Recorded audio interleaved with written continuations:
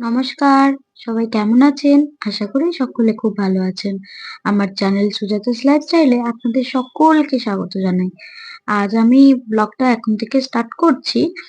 আসলে আজ আমাদের বাড়িতে মহারাজের আগমন হবে। তো দেখুন মহারাজ এখানে এসে গেছে। আর মহারাজের জন্যই আরকি মা উপরে ভোগের ঘরে খাবার বানাচ্ছিল। মহারাজ হচ্ছে দণ্ডী সন্ন্যাসী। আ আদিগুরু শঙ্করাচার্যের উনি শিষ্য। মানে ওই পরম্পরায় উনি শিষ্য। উনি বিলাসপুর থেকে এসেছেন। আগে অবশ্য আমাদের কলকাতাতে থাকতেন, কিন্তু এখন উনি বিলাসপুরে থাকেন।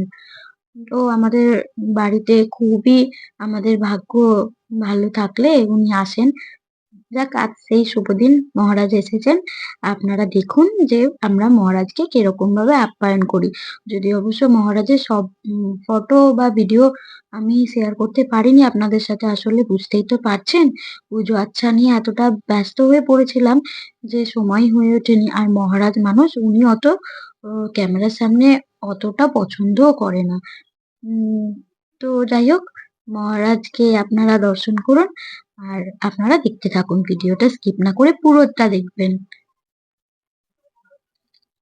বাবা এখানে নিয়ে এসে আমাদের উপরের ঘরে মহারাজকে বসিয়েছেন।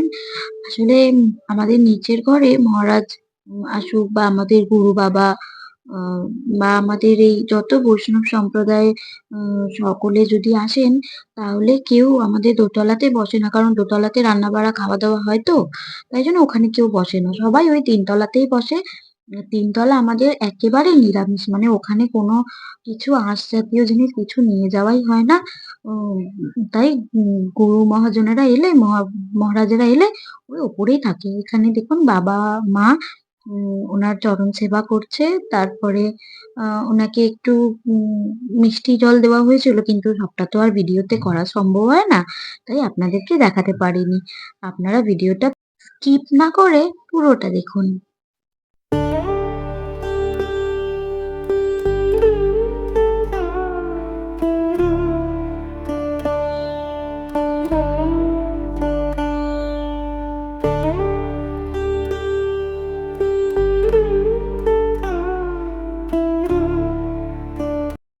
কাল রাত্রে আর ভিডিও করতে পারিনি। এখন মহারাজ ভগবানকে ভোগ লাগিয়ে আরতি করছে। আপনারা আরতি দর্শন করুন। তারপরে আপনাদেরকে ভোগ দর্শনও করাবো। আপনারা সকলে দর্শন করুন। আপনাদের মনস্কামনা যাতে পূর্ণ হয়। ভগবানের কাছে এই প্রার্থনাই করি। আপনারা কিন্তু ভিডিওটা দেখতে থাকুন। ভোগ দর্শনও করতে হবে তো আপনাদের।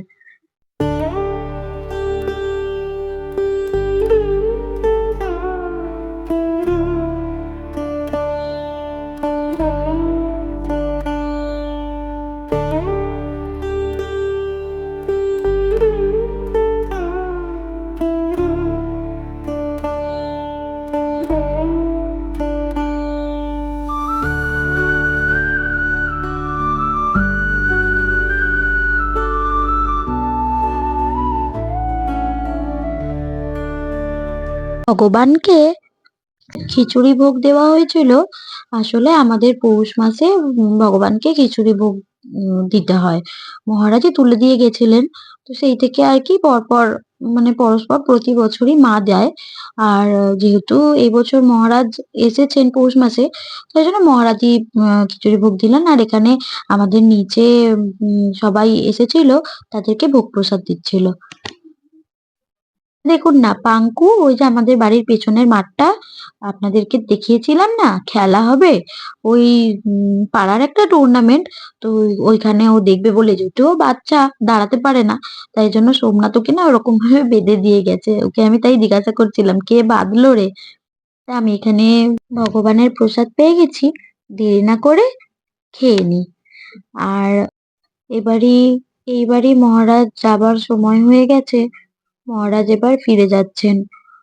খুবই খারাপ লাগছে, কিন্তু কি করা যাবে বলুন? কিছু তো করার নেই। মহারাজ আবার আসবেন বলেছে। আর মহারাজ আমাদের প্রতি বছরই আসেন। আগে যখন কলকাতায় থাকতেন তখন আসতেন। আ মানে বছরে ২ বার ৩ বারের বেশিই আসতেন। মাঝে মধ্যেই আসতেন। কিন্তু এখন না অতটা আর আসতে পারে না। মানুকে না একটা মহারাজ চকলেট দিয়ে গেছে দেখুন।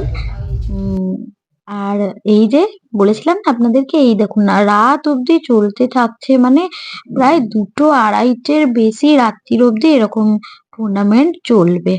যাক, ভিডিওটা তাহলে আমি এখানেই শেষ করছি। আপনারা সকলে ভালো থাকবেন, সুস্থ থাকবেন, পরিবারের সকলকে ভালো রাখবেন।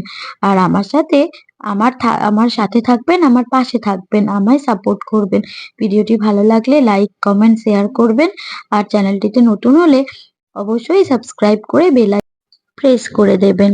দেখা হচ্ছে নেক্সট ভিডিওতে। টাটা!